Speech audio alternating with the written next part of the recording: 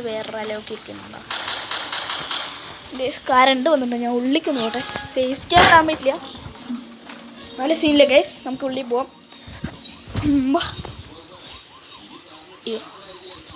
ഇവിടെ ഇപ്പോൾ സോണ തത്തനല്ലേ.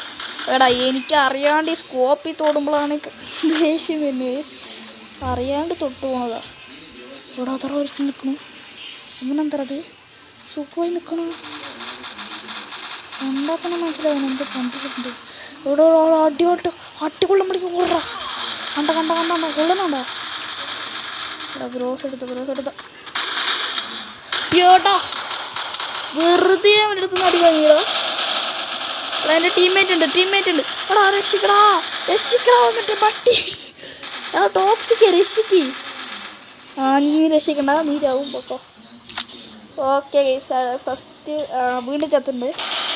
എന്താ അലോ കൊടുത്തപ്പോൾ എൻ്റെ കളി പോയാ. ഞാനെന്താ മാപ്പെടുത്തേ. ഓക്കെ ഗൈസ്, ഈ കളി ഞാൻ മുഞ്ചും തോന്നണു. ഗൈസ്, നിങ്ങൾക്ക് അക്ഷയ അക്കേസിന് അറിയാമെങ്കിൽ ഈ വീഡിയോ കുറപ്പ് ലൈക്ക് കൊടുക്കുക. പിന്നെ നിങ്ങൾ ഫ്രീ ഫയർ കളിക്കുന്നുണ്ടെങ്കിൽ ലൈക്ക് കൊടുക്കുക. അക്ഷയ അക്കേസിട്ട് നിങ്ങൾക്ക് ആരാന്ന് മിക്കവാറും അറിയായിരിക്കും. ഫ്രീ ഫയർ കളിക്കുന്ന എല്ലാവർക്കും അറിയാം അക്ഷയ അക്കേസിട്ട് ആരാന്ന്. പ്രോ പ്ലെയറാണ് ഗൈസ്.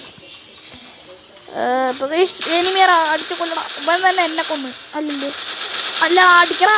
ഇവനൊക്കെ എന്തിനാടാ കളിക്കണേ? അവൻ്റെ MP5 ഇടാ, ഇവൻ്റെ MP40 ഇടാ. അവൻ 1, 2, 3 ഒന്നും അല്ലടാ. ഒരു 1 പോലും ഇല്ലടാ. വെറും MP5 ഇടാ. നമുക്ക് വീണ്ടും ഗ്രോസ് എടുക്കാം. എന്തിനാ ഗ്രോസ് എടുക്കുന്നതെന്ന് വെച്ചാൽ എനിക്കെന്നെ അറിയില്ല ഗൈസ്.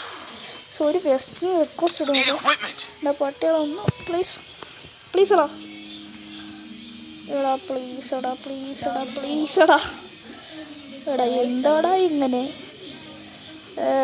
ഇതിലെന്തൊക്കെയുണ്ട്? എടാ ഒരുത്തനും തന്നില്ലടാ. എൻ്റെ പൈസ ഇവനെ പഠിക്കടാ ഈ ടോക്സിക്ക്. ആ കളി പോയി അടിച്ചു. പക്ഷെ ഞാൻ കളിച്ചിട്ടാണോ? അല്ല, ഞാൻ കളിച്ചിട്ടാണോ എന്ന് ചോദിച്ചു. ഇവിടെ നിൽക്കുന്നത് ചിലപ്പോഴെന്നാണ് ഞാൻ പറഞ്ഞത്. ഇവിടെ ഉണ്ടാവും സാധ്യത ഉണ്ടല്ലോ. അതാണ്